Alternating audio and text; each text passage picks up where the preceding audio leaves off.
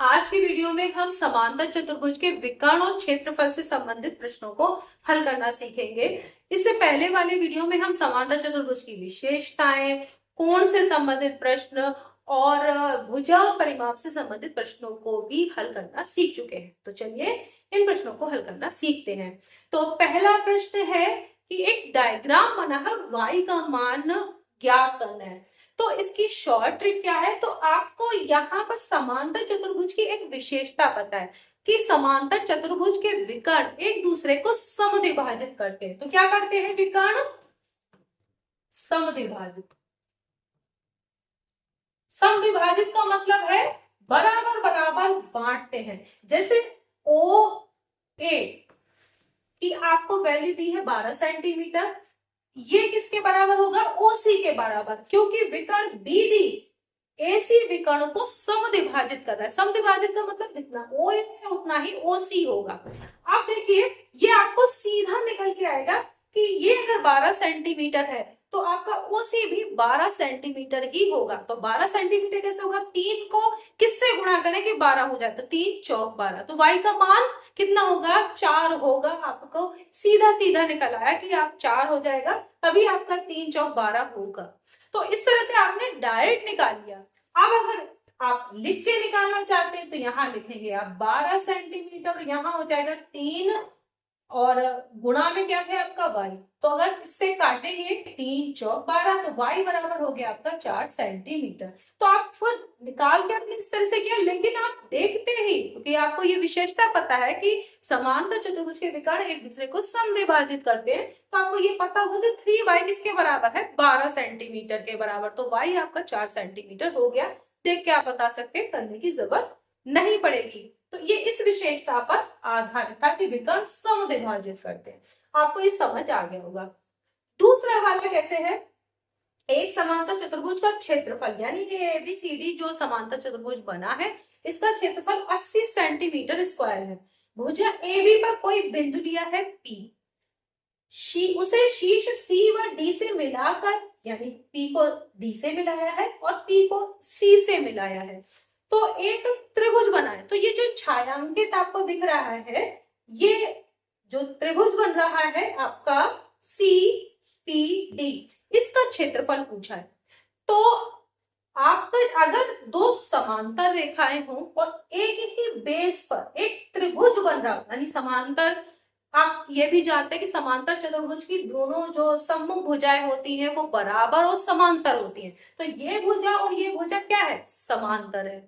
एक समांतर चतुर्भुज और उसी से एक त्रिभुज बन रहा हो जिसमें कि बेस सेम हो और ये दो समांतर रेखाएं हो, तो क्या होता है? तो जो त्रिभुज बनता है उसका एरिया जो होता है वो समांतर चतुर्भुज के एरिया का आधा होता है, या इस त्रिभुज का जो क्षेत्रफल निकल के आएगा उसका दुगना होगा इस समांतर चतुर्भुज का क्षेत्रफल। तो अगर आप इस चीज को जानते हैं तो आप इससे एरिया इसका आराम से निकाल सकते हैं, क्योंकि यहाँ पर आपको दिख रहा है कि जो है बेस समांतर चतुर्भुज का और इस त्रिभुज का सेम है कि नहीं है? यहाँ पे देखिए ये भुजा और ये भुजा आपकी बराबर है और इस पर जो है आपका बिंदु दिया गया है, इससे त्रिभुज बना है। तो इस त्रिभुज का एरिया इस पूरे समांतर चतुर्भुज के एरिया का क्या होगा? आधा होगा। तो आधा होगा, तो अगर इस त्रिभुज का यानी त्रिभुज सी पी डी का क्षेत्रफल की बात करें तो वो क्या हो जाएगा? 40 सेंटीमीटर स्क्वायर, क्योंकि 80 सेंटीमीटर स्क्वायर जो है उसका आप आधा कर देंगे तो 40 सेंटीमीटर स्क्वायर आप देखते ही बता देंगे। अब ये तीसरा भी बहुत ही आसान है। एक समांतर चतुर्भुज एबीसीडी का क्षेत्रफल 120 सेंटीमीटर स्क्वायर है। तो आपने देखा कि यहाँ पर अगर चित्र बने हों या आप चित्र बना ले, अगर नहीं बना है तो आपका क्वेश्चन करना आसान हो जाता है। तो हम एक समांतर चतुर्भुज यहाँ पर बना लेते हैं। तो कोई जरूरी नहीं है कि आपका बहुत ही चित्र बहुत अच्छा सा बनना चाहिए, लेकिन आप एक चित्र बना लेते हैं तो उससे क्या होता है, कैसा भी बने आपका, लेकिन आपका उससे क्या होता है कि जब आपको क्लियर हो जाता है कि क्या पूछा है और क्या आपको ज्ञात करना है। तो अगर इस समांतर चतुर्भुज एबीसीडी है, उसका एरिया आपको 120 सेंटीमीटर स्क्वायर दिया है। इसके एक विकर्ण को खींचने पर, आप मान लीजिए कोई भी विकर्ण खींच लीजिए, मैंने ए से खींचा तो अब ये समांतर चतुर्भुज दो त्रिभुजों में बट गया कि नहीं बट गया, क्योंकि एक विकर्ण खींचा, उनमें से किसी भी एक त्रिभुज का क्षेत्रफल क्या होगा। तो अगर जो एक समांतर चतुर्भुज हो तो उसका विकर्ण, कोई भी एक विकर्ण जो अगर आप खींचेंगे तो वो समांतर चतुर्भुज को दो बराबर त्रिभुजों में बांट देता है। तो अगर इस पूरे का एरिया 120 सेंटीमीटर स्क्वायर है किसका, इस समांतर चतुर्भुज का, तो इस त्रिभुज, कोई सा भी त्रिभुज ले लीजिए, ए बी सी ये वाला, चाहे ए डी सी, कोई सा भी त्रिभुज ले लीजिए, उसका एरिया कितना होगा इस त्रिभुज का, त्रिभुज आप चाहे ए बी सी ले या फिर त्रिभुज ए डी सी ले, दोनों का एरिया बराबर होगा और वो इसका होगा इस पूरे समांतर चतुर्भुज का आधा।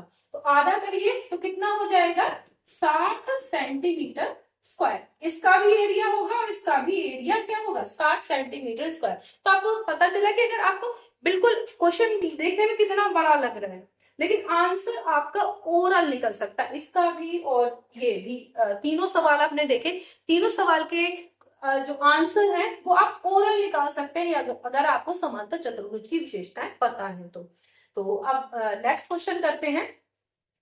एक समांतर चतुर्भुज की दो लगातार भुजाएं, तो समांतर चतुर्भुज हम एक बना लेते हैं, ये हमने एक समांतर चतुर्भुज बना लिया ए बी सी डी।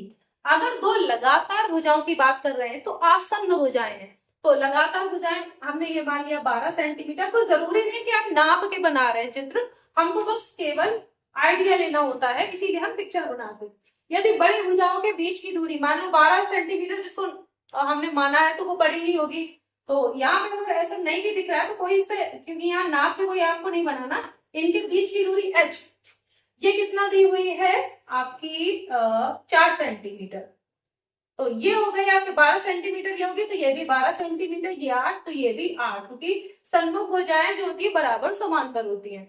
तो अगर आपको एरिया, तो आपको निकालना है छोटी भुजाओं के बीच की दूरी, यानी इनके बीच की दूरी निकालनी है। तो सबसे पहले आप क्या किए, एरिया निकालिए। एरिया कैसे निकलता है, आपको पता है कि समांतर चतुर्भुज का एरिया होता है बेस इनटू हाइट। तो आपका बेस कितना है इस वाले के लिए, बड़ी भुजा के लिए बेस है 12 सेंटीमीटर और हाइट है 4। अब आपको ये निकालना क्यों है, तो 12 चौक 48 आपका ऐसे ही आ गया 48 सेंटीमीटर स्क्वायर। क्या किया था आपने, बेस था 12 और ये था हाइट आपकी 4 सेंटीमीटर, और सेंटीमीटर गुणा करेंगे तो सेंटीमीटर स्क्वायर, तो 48 सेंटीमीटर स्क्वायर। ऐसा हमने इसलिए किया क्योंकि जब हम यहाँ पर इसके बीच की, छोटी भुजाओं के बीच की दूरी निकालेंगे, यानी ये वाली हाइट, तो क्या होगा, फिर वही सूत्र लगेगा a equal to B into H. अब a आपको पता चल गया है, ये 48 है, 48 सेंटीमीटर स्क्वायर, अभी सेंटीमीटर बाद में आप लिख लेंगे। बेस आपका इसके लिए क्या हो जाएगा 8 सेंटीमीटर, तो यहाँ पर 8 लिख दिया। हाइट यानी बीच की दूरी आपको निकालनी है, तो क्या हो जाएगा 8 से आप काटेंगे तो h बराबर हो जाएगा 6 सेंटीमीटर। क्यों, 8 छंग 48, ठीक है। तो इधर से और आप काट देंगे, डायरेक्ट काट सकते हैं, 8 से इधर काटेंगे, 8 छंग 48, h बराबर 6 सेंटीमीटर। तो आपको इस तरीके से ये निकाल लेना है। अब है एक समांतर चतुर्भुज एबीसीडी के विकर्ण बिंदु O पर प्रच्छेदित करते हैं, तो हम एक समांतर चतुर्भुज बना लेते हैं और एक छोटा सा बनाती हूँ, एक समांतर चतुर्भुज बनाते हैं छोटा सा ए बी सी डी, और इसके विकर्ण एक दूसरे को O बिंदु पर प्रच्छेदित करते हैं, ये लिखा हुआ है। यदि OA, अब अगर समांतर चतुर्भुज के विकर्ण एक दूसरे को O बिंदु पर प्रच्छेदित करते हैं तो आप जानते हैं कि विकर्ण समद्विभाजित करते हैं। समद्विभाजित करेंगे तो जितना OA है उतना ही OC होगा और जितना OB है उतना ही OD होगा। इस चीज को हम ये विशेषता समांतर चतुर्भुज की यहाँ पर यूज करने वाले हैं। क्यों, क्योंकि यदि OA का मान दिया है, OC का मान दिया है, OB दिया है, OD दिया है, तो X और Y की वैल्यूज निकालनी है। कैसे निकलेंगी, क्योंकि हम इससे इक्वेशन बनाएंगे, OA को OC के बराबर कर देंगे, तो OA यहाँ पे है, अगर इस वाले से देखें तो ये हो जाएगा 2x प्लस 3, ये पहला वाला OA की वैल्यू रखेंगे OC के बराबर 3y प्लस 1 हो गया। अब इसको एक तरफ आप कर लीजिए, x और y को एक तरफ कर लीजिए, जैसे बीजगणितीय समीकरण आप सॉल्व करते हैं, तो ये हो जाएगा 2x minus 3y is equal to, ये 3x को ध्यान दी 3y है, 3y को अगर हम जो है इक्वल के साइन की इस तरफ लाएंगे तो प्लस का है तो माइनस की हो जाएगी, क्योंकि साइन चेंज होता है। अब यहाँ 1 को काट दें और यहाँ पर भी 3 में से 1 हटा दें, तो यहाँ बचेगा 2। 2 प्लस का इस तरफ जाएगा तो ये हो जाएगा माइनस का 2। डायरेक्ट आप कर सकते हैं। ये हो गया पहला। दूसरा देखिए, ये पहली हो गई समीकरण आपकी। दूसरे में ओबी और ओडी को हमें इक्वल रखना है। ओबी है 4x और ओडी है हमारी 5y माइनस 1। अब 5y को इस तरफ लेंगे तो 4x minus 5y is equal to minus 1। ये हो गई हमारी दूसरी समीकरण। अब क्या करना है, यहाँ देखिए, यहाँ 4x है और यहाँ 2x है, तो अगर हम पहली वाली को किससे मल्टीप्लाई कर दें, 2 से, तो यहाँ भी 4x हो जाएगा। तो चलिए इसको मल्टीप्लाई करके नीचे रखते हैं। यहाँ हो गया 4x, 2x की जगह 4x हो गया। इसको भी 2 से मल्टीप्लाई करेंगे तो 6y हो जाएगा, और इसको भी -2 को भी 2 से मल्टीप्लाई करेंगे तो माइनस का क्या हो जाएगा 4। अब ये आपकी समीकरण 3 बन गई। इन दोनों को सॉल्व कर सकते हैं। सॉल्व करेंगे तो कैसे होगा, सॉल्व करने का मतलब घटाएंगे। घटाने पे क्या होगा, चिन्ह बदलते हैं। ध्यान दीजिएगा, बीजगणित का है, यहाँ पे यूज हो रहा है। यहाँ पर क्या करेंगे, चिन्ह बदलेंगे। जब घटाएंगे यहाँ माइनस होगा, और यहाँ नीचे वाले में माइनस की जगह क्या हो जाएगा, प्लस हो जाएगा, क्योंकि साइन चेंज होते हैं। ये नीचे वाले यहाँ पे भी प्लस हो जाएगा, तो ये कट गया, एक प्लस का एक माइनस कट गया। यहाँ प्लस का 6y और ऊपर है माइनस का 5y, तो प्लस का 1y बचेगा। और यहाँ प्लस के 4 में से माइनस के 1 गया तो प्लस के 3। y का मान कितना आ गया, 3 आपका आ गया। तो y और x के मान निकालने थे, y का मान आपने निकाल लिया। अब x का मान इससे आराम से निकल सकता है। यहाँ देखिए, आप डायरेक्ट भी कर सकते हैं। y का मान 3 रखिए जरा, तो यहाँ क्या होगा 5, यहाँ x का मान निकाल रहे हैं तो 4x बराबर 5 3, y का मान 3 है तो 5 क्या हो जाएगा, 15 में से 1 घटेगा। डायरेक्ट भी कर सकते थे कि 15 में से 1 घटाते हैं 14 हो जाता। यहाँ क्या हो जाएगा, बराबर 14। तो x बराबर कितना हो जाएगा, 14/4। तो क्या हो गया, 2 सत्ते 14, 2 दूनी 4, 7/2 का मतलब क्या हुआ, x बराबर 3.5। तो आपका x और y दोनों के मान निकल के आ गए। तो इसमें करना क्या था, एक तो इसमें आपको ये पता होना चाहिए कि समांतर चतुर्भुज के विकर्ण एक दूसरे को समद्विभाजित करते हैं। अगर किसी बिंदु पर प्रच्छेदित कर रहे हैं तो समद्विभाजित करेंगे। तो इनको आपको बराबर रखना था, OA को OC के बराबर, OB को OD के बराबर, और फिर आपको बीजगणित का प्रयोग करते हुए समीकरण को सॉल्व करना था। 2 चर में रैखिक समीकरण जैसे सॉल्व होती है वैसे आपने सॉल्व किया और x y के मान निकाल लिए। नेक्स्ट एक और क्वेश्चन है, एक ही क्वेश्चन और बचा है आपका। यदि एक समांतर चतुर्भुज की 2 भुजाएं क्रमशः, तो एक किया आपने समांतर चतुर्भुज बनाया A B C और D, इसकी 2 भुजाएं क्रमशः 8 सेंटीमीटर और 6 सेंटीमीटर दी है। एक विकर्ण भी आपको दिया है 10 सेंटीमीटर का, कुल क्षेत्रफल पूछा है। तो कुल क्षेत्रफल निकालने के लिए अगर एक भी, क्योंकि आपको पता है कि एक समांतर चतुर्भुज का एक विकर्ण जो होता है वो समांतर चतुर्भुज को 2 बराबर त्रिभुजों में बांटता है। ये तो त्रिभुज जितना इसका एरिया होगा उतना ही इसका भी होगा, ठीक है। तो बराबर त्रिभुजों में बढ़ता है। तो अगर एक त्रिभुज का भी हम एरिया निकाल लें तो समांतर चतुर्भुज का एरिया निकालने के लिए दुगुना कर दीजिए, ठीक है। तो अब इसको 2 तरीके से सॉल्व आप कर सकते हैं। कैसे सॉल्व कर सकते हैं, त्रिभुज का एरिया निकालने के 2 तरीके हैं। इस वाले जो क्वेश्चन है उसमें जो टाइप 1 है, अगर आप पहले तरीके से करना चाहते हैं तो एक फॉर्मूला होता है त्रिभुज का क्षेत्रफल। कोई भी त्रिभुज होगा आपका, अगर तीनों भुजाएं दी हो त्रिभुज की, तो यहाँ पे मान लो ये A है, A हमने 8 मान ली, और ये B 6 है, और C है आपकी 10, ठीक है। तो फॉर्मूला होता है इसका वर्गमूल S minus A, S minus B, S minus C। S क्या है, क्योंकि A B C तो मैंने आपको बता दिया। S है क्या, तो S है इस पूरे त्रिभुज का परिमाप का आधा। परिमाप का मतलब बाहरी माप। इस त्रिभुज की ये परिमाप हो गई, यानी S बराबर A plus B plus C/2, ठीक है। तो अब इनको तीनों को जोड़ लीजिए, डायरेक्ट आप निकाल सकते हैं। 10 और 6 16 और 8 24, 24 सेंटीमीटर का आधा कर दीजिए, हो गया 12, 12 एस हो गया। ठीक है, तो आपने यहाँ 12 डायरेक्ट लिख दिया क्योंकि आप ये कर लेंगे, ए बी सी तीनों को जोड़िए और उसका आधा कर दीजिए। आप यहाँ पर रख दीजिए एस की जगह 12, एस माइनस ए, 12 में से 8 घटाएंगे कितना हो जाएगा 4, एस माइनस बी, 12 में से 6 घटाएंगे 6, एस माइनस सी, 12 में से 10 घटाएंगे कितना होगा 2। तो अब ये आपका एरिया निकल के आ गया। बाद में आप सेंटीमीटर स्क्वायर लिख दीजिएगा। यहाँ पर देखिए 12 और 12 दो बार आ रहा है, 12 का जोड़ा बन रहा है, और यहाँ भी 4 है। इस तरह से देख लीजिए 12 गुणा 12 हो रहा है, और 4 को आप 2 गुणा 2 कर सकते हैं, तो दोनों जोड़े बन रहे हैं। तो इनको जोड़े में से एक निकाल सकते हैं, वर्गमूल आपको निकालना पता होगा। तो ये 12 बाहर निकाल लिया और 2, तो वर्गमूल हट गया, कितना हो गया 24, क्या 24 सेंटीमीटर स्क्वायर। एक इस त्रिभुज का, किसी भी एक त्रिभुज का एरिया कितना हो गया 24 सेंटीमीटर स्क्वायर।